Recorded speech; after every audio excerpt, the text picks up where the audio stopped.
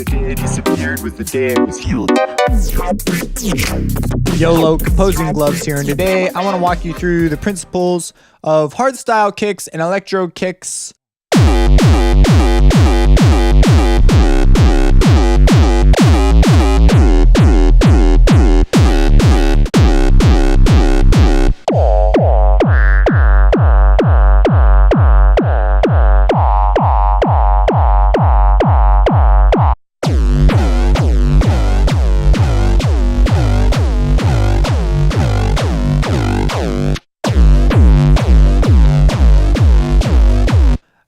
And just kicks that rely on distortion in general, even just like maybe just a bit of a regular kick. So I was doing some sound design and I was making a bunch of kick patches for fun. And I originally started out as a bunch of sequence patches, but this is some of the stuff I came up with. So we have just our stereotypical sine kick. And this is a really simple one. We're going to start with this one and move our way through. Whoops, that's the wrong direction. Moving backwards, I sort of wound up on some of these weird atonal patches.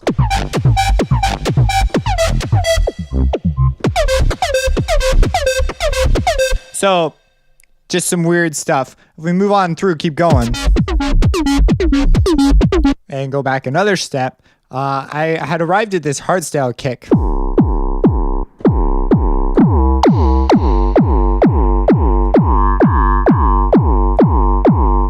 A lot of these, now they're all contained within harmor, so a lot of these would benefit from going through some additional compression and just maybe a little bit of light distortion outside of harmor. But I get asked about how to make these kinds of kicks a lot.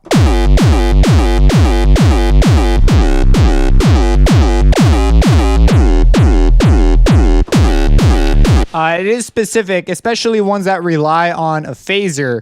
The way it responds is usually held within an octave range. And then after that octave, the results could be consistent or they can vary pretty widely. Like that just sounds nothing like. And it's because it relies on, well, first pitch is logarithmic. So it's going to be weird right off the bat. But also because we have a set frequency offset, there's going to be some notes that work better than others. And it's important to audition a couple notes whenever you try out patches like this. Hardstyle, I think that's a different one.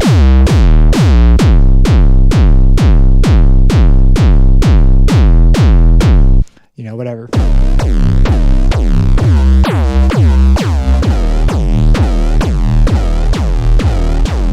And what else have we got? Now check this one out. Okay, so let's change it. Let's play a note rather far away.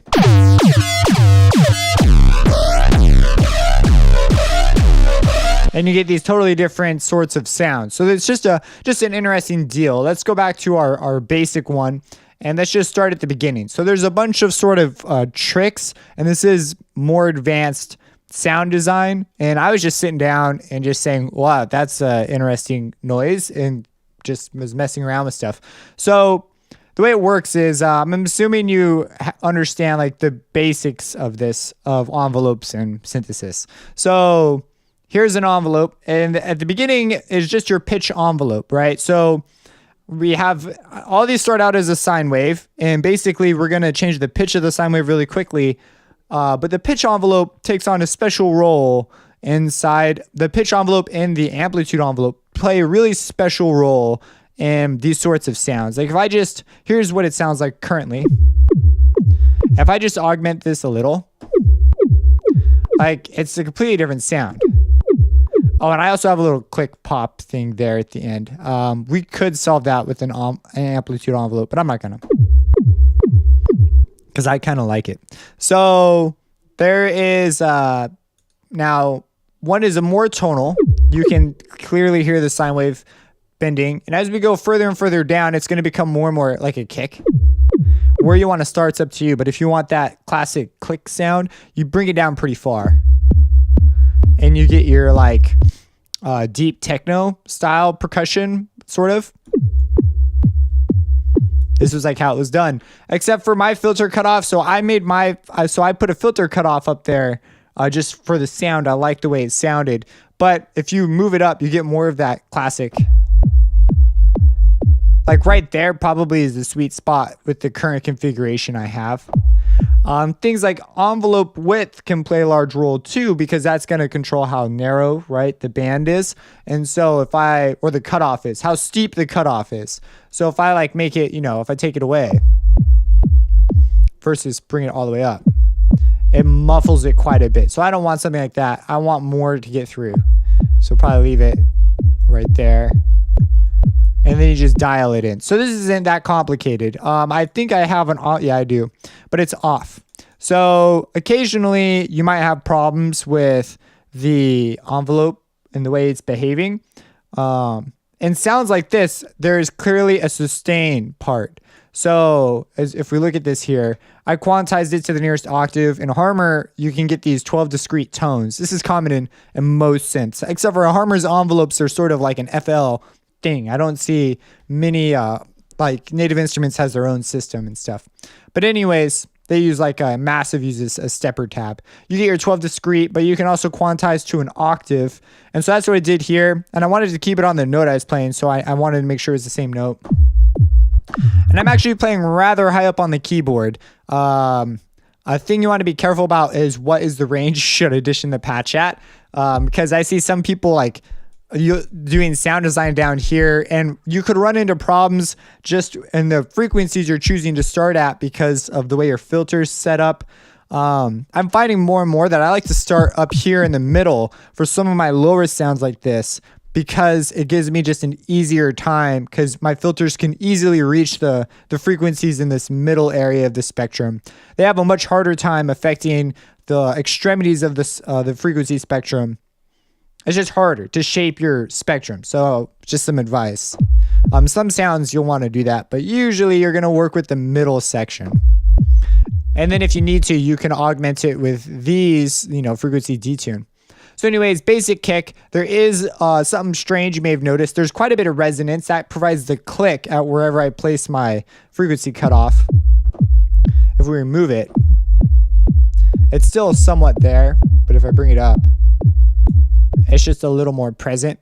And then we also have our unison. Now the unison, if I take it away, there's sort of this wobble going on and it creates this atmosphere, and it's running into just a general reverb, and I'm scooping the mids out and bringing up the lows a touch. Now this is something I might change in post, but it's what I wanted to do for this with some compression. But no distortion, because it's just a general sine kick. Unison clones 2, right? And 1 slightly off, and it creates this sort of wobbly feel that almost adds a secondary rhythm that I really enjoyed. So if we move on, maybe to like a more crazy sounding kick, let's go to like this. Okay, so here's like a small hardstyle kick, like something that you might have at the beginning before the real kick comes in. And you might consider turning on legato so you can seamlessly play notes.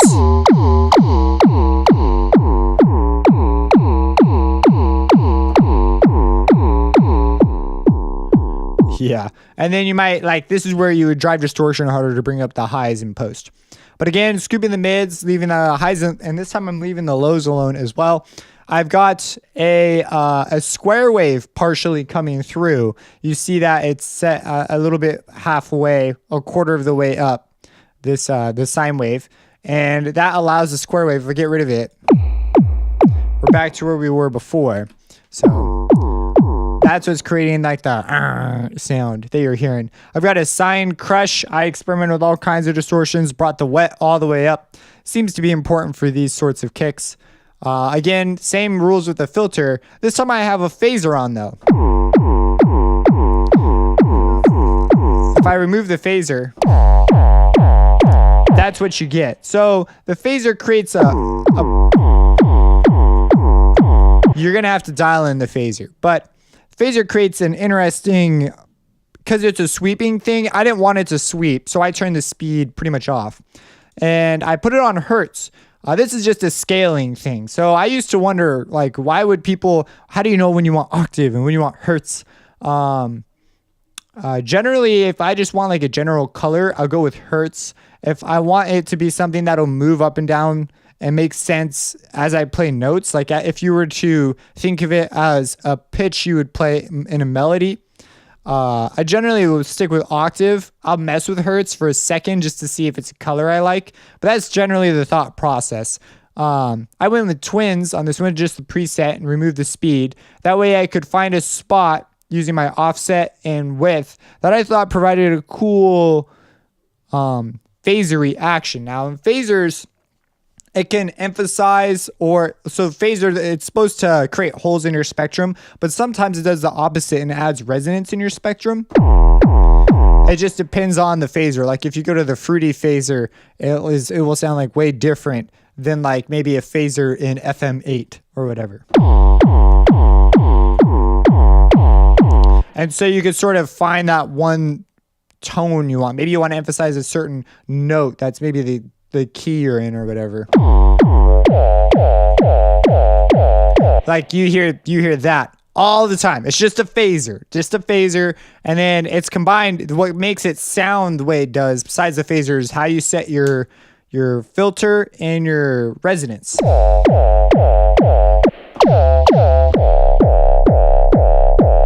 And then you go crazy with a big detuned lead on top. So pretty interesting. No unison on this one. There is sort of this crazy. So, okay, I was messing with these subtle details and I found that mixing, like check this out. If I just turn this off, it's still got that rhythm, but I wanted it to have like a sort of this more up and down thing. And so what I did was I went to my mix knob, edit articulator, and it's fading between the two timbres. So the square wave and the sine wave. It gives us that little boom at the beginning a little more clearly. I believe I'm also messing with, I did a lot of weird stuff in this patch. Basically the idea behind a lot of these envelopes, like let's zoom out here, is maybe I can create some dynamic change at the beginning of the note that will bring it back as we go. So I'm bringing down the clipping threshold, which is this guy, a knob that's not touched that often in most sound design, but we're not doing like typical sound design here. So I'm bringing down the clipping, and that's it acts as like basically a filter, just an option for filter color. That's how I kind of look at it. It's not technically what's happening, but that's how I see it. And then of course the pitch, doing the same thing as our sine kick. So I like messing with and stuff like this to get like the sound I want. I'll mess with the resonance. I'll mess with the filter, resonance, and phaser mostly.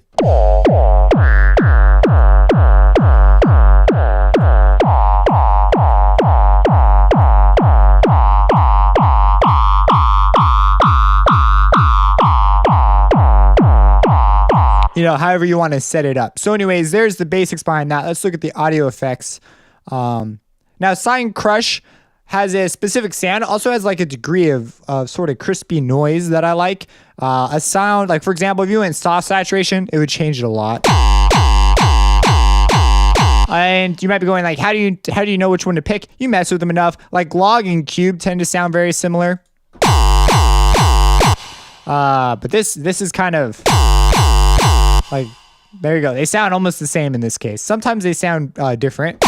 Cube, typically, the way cube, which I believe is just reference to a cubic wave shaper, typically it just treats the high end different, slightly.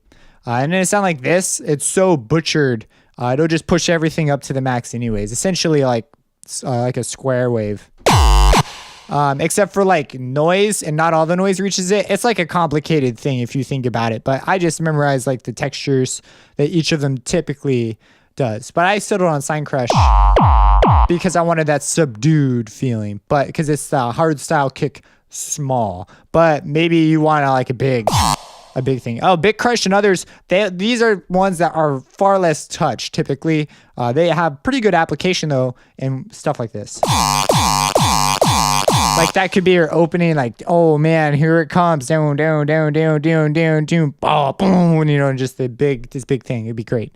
So anyways, okay, so there's a small one. Let's go to like another one that's got some interesting stuff going on. So here, I wanted to do like this sort of offbeat thing. I believe this is a patch too because of the way the phaser's set up. Like you get different rhythms from different notes.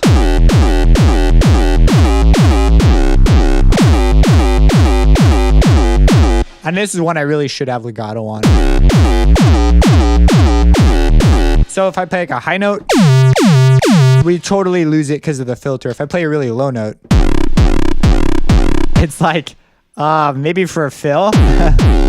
But this octave right here, this one like right around here, that's like my usable note range. So all the same tricks as before, just different envelopes. So on this one, I am again messing with these, and you can see there's a radical shift in timbre at the, now this is basically a measure. So at the fourth beat, there is a radical shift. And it creates that boom, boom, boom, like that rhythm that's happening. If we go to, so that's the timbre. Volume, on this one, I wanted more of a fade because it becomes like, we got this like, like beat at the right here at this beat 4. So when that happens, I want there to be a pullback, and it just helps create this like, I don't know why I feel like this is like, maybe it's the shape of the envelope, but it creates this like sucking sound. And clipping threshold again is on. I just messing with it. It's really fun to change the shapes. I didn't find, so there's a couple different shapes in here, like check it out.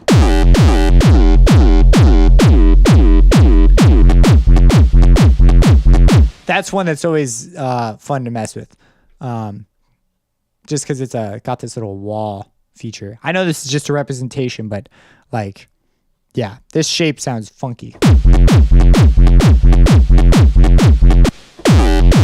So I settled on just the high threshold, the normal one, but there's a couple others. They just interpret how to activate differently because it's it just protects.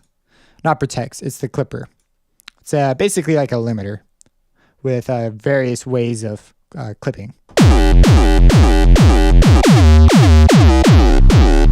So anyways, that's your general hardstyle kick. Let's go to another one. Okay, so this was like so before that one featured resonance, which I believe I mostly brought about by use of the phaser. This is typically what you get if you just threw distortion on it but had no phaser. And it depends on the way your phaser does its job too. So, like for example, if we brought our phaser in,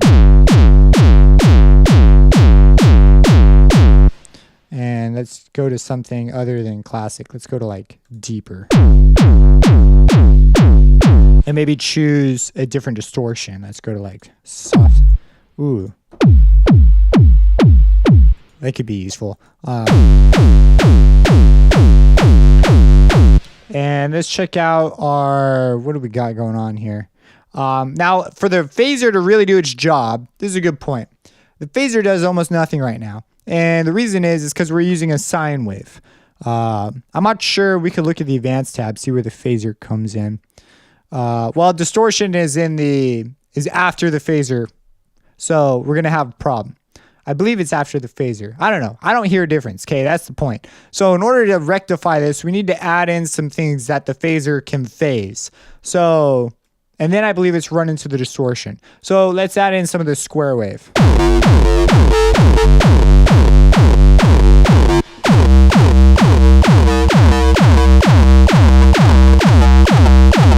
Oh, that's the speed's gonna mess it up. We want a static.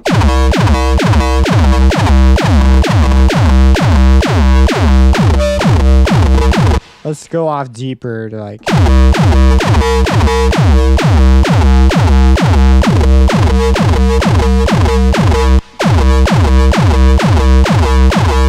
And we're going to need to reveal some more of the spectrum because you see how spaced out these frequencies are? It's not a lot of room. So we need some more tightly packed stuff. You usually don't have to raise the frequency that much.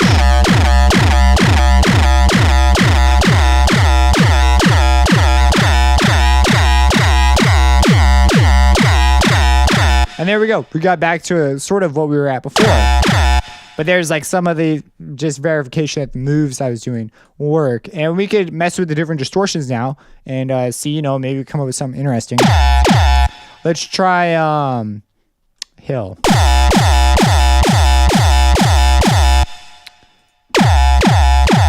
Let's stick with rubber. Let's go in here and mess with the articulator. And so what we're going to do is we're going to mix between these. So maybe bring this up a touch more. And what we want is, let's start out right about here.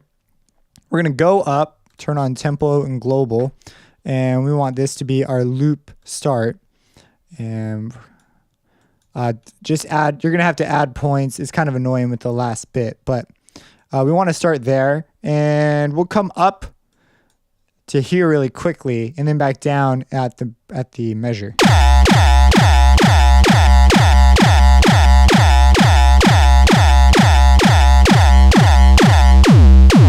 This essentially acts as a scaling knob now for our envelope.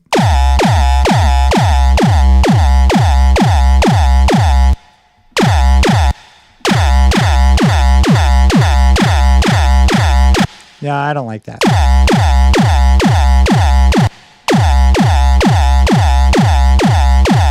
Maybe not all the way up. Maybe that's not a great idea. Okay, let's check out what our volume envelope's doing. I'm fine with that. Let's check out our pitch envelope. So on this one, I think we should maybe have a tighter pitch envelope.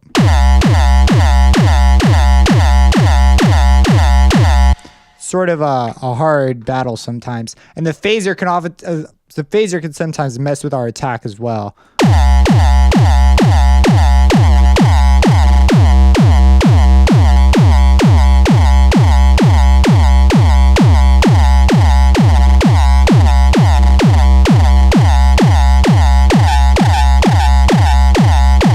Now, let's check out the unison. So unison could be an interesting thing to mess with. Let's bring it up to 2. Generally, you don't want to go higher than 2. And I like unison just because if you want, you could try out something like this. So, for example, our panning is pretty high. Let's bring that down. And the reason we're getting that weird phasing is because right now our pitch variation's at 0. It just does weird stuff. I think it's like phase inverted or something. I don't know. So you just want that off. And we get back to our big kick. But we're having these, you're going to run into all sorts of fun problems with phasing. Panning can sometimes alleviate it. And you just get a lot more spatial tendencies and different phasing options. So at this point, messing with the phase can really make a big difference.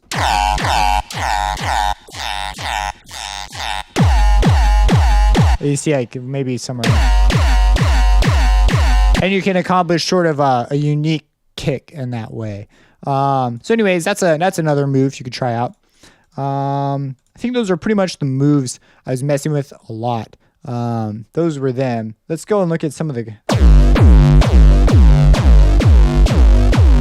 Let's see what I was doing with on this one. Again, I have the timbre mix going, clipping threshold. At one point, I was messing with sudden changes. So, for example, I would take the prism knob, set it up to like there, which doesn't sound that great. But to affect it, I would go to, I just go to edit articulator. I go to its articulator and turn it off really fast, like that fast. And then that's just at the beginning. Let's do a loop start, loop end type deal. Oh, that's a little fast.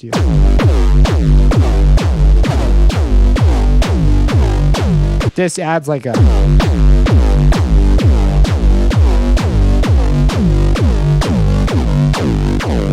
You can hear what it's doing though. So you can mess with that. You can do something similar with the pitch knob, but it's a little trickier because of that spot at 0 is sort of problematic. So you want to be careful if you use an articulator to change this. Another fun thing to mess with, because we're using sine waves, I don't think it'll have too much to do. You just want to be careful with your fundamental. Is go to harmonic randomness, and you could add in subtle changes by using randomness and just leave your fundamental where it's at.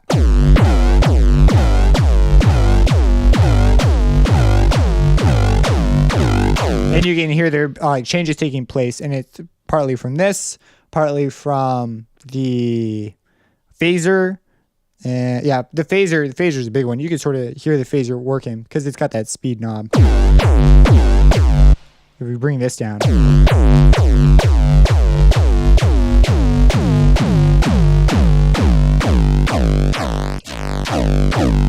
Let's maybe not do that. See, that's pretty useful. That'd be a cool sound.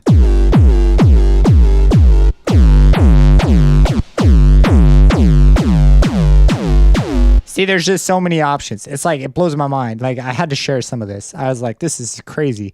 You could try accomplishing something similar with the chorus, but I don't, unison is just way more exact. We're only using 2, so it's not that big a deal.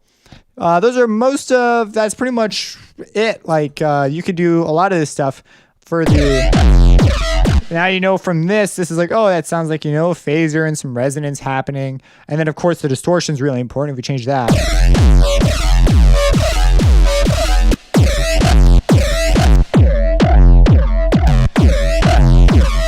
And there are just sample packs galore full of this sort of stuff. But I find that whenever you use a sample to do this, it just doesn't turn out that great. But when you do this, you can really get something cool. Like, for example, let's say that's the kick we want to work with. Let's just stick one there. And let's put that down. And let's add some post to maybe make it sound huge or something. I don't know. So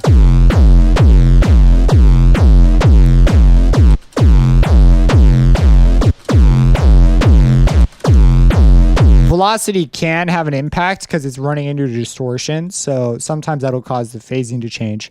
Let's augment it a bit. I like that coming out underneath. So let's go ahead and see if we can enhance it. Maybe with some, now we're going to be hitting the roof like crazy through this process. We'll bring it back down later.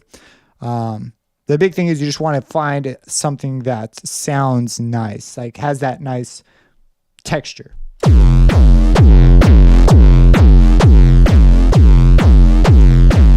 So I'm going to maybe do an envelope.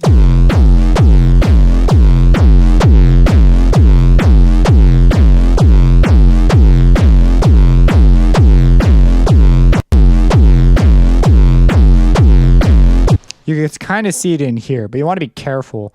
Maybe Maximus might change this a little too much, but let's try Maximus on it. Yeah, I don't like what Maximus is. We're going to run into it as soon as we want to turn it down. So we might consider turning it down through another, route it through another fader. That way, well, this is post anyway, so we could use this fader. Sometimes it isn't, depending on what program you're working in.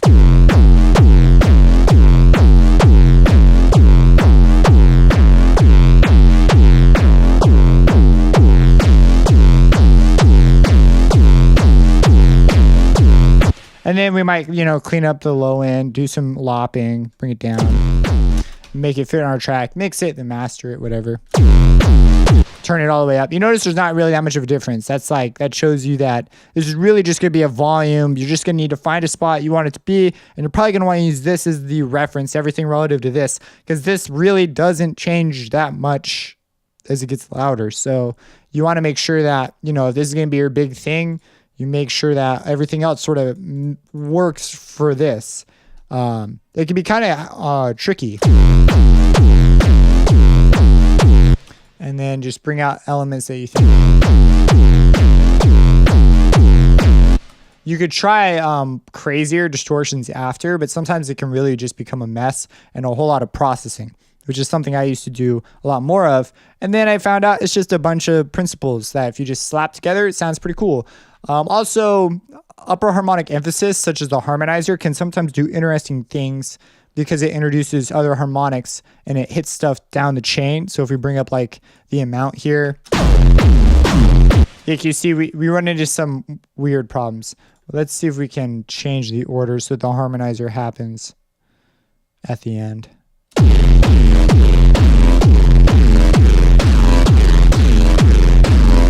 So let's try changing the step.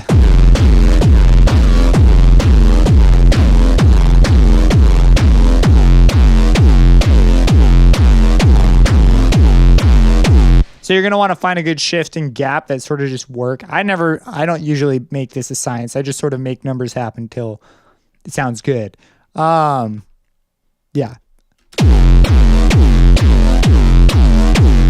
maybe I want that instead, but without it. That's what we had. And if we, maybe we could even automate it. We'll take it and we'll be like, all right, here's our kick. And you know, it's gonna turn on. Let's do it over a couple bars. And our filter, let's automate that. And maybe we'll have it start up here and then come down. Oh, maybe we want to go the other way. What's down sound like? I like up. So we like start over here, and what else can we turn on and off?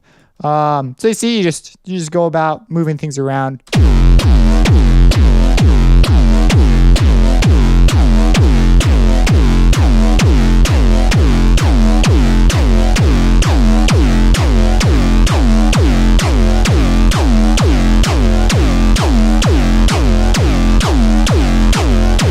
Throw some hi-hats on there, put some sort of a rising synth, and get ready to get down. So anyways, there's my principles. I hope you found this useful.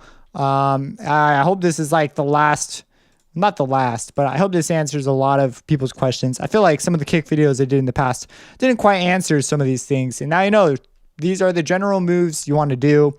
There's some where I have like wave shaper upon wave shaper upon wave shaper. Not necessarily the best way to go about it. This is a little more elegant. I will put the patches up eventually. Sometimes they just forget. So someone will ask for these in the comments. Someone always does. If you have any questions, let me know. Subscribe and have a blessed day. The day disappeared with the day it was healed.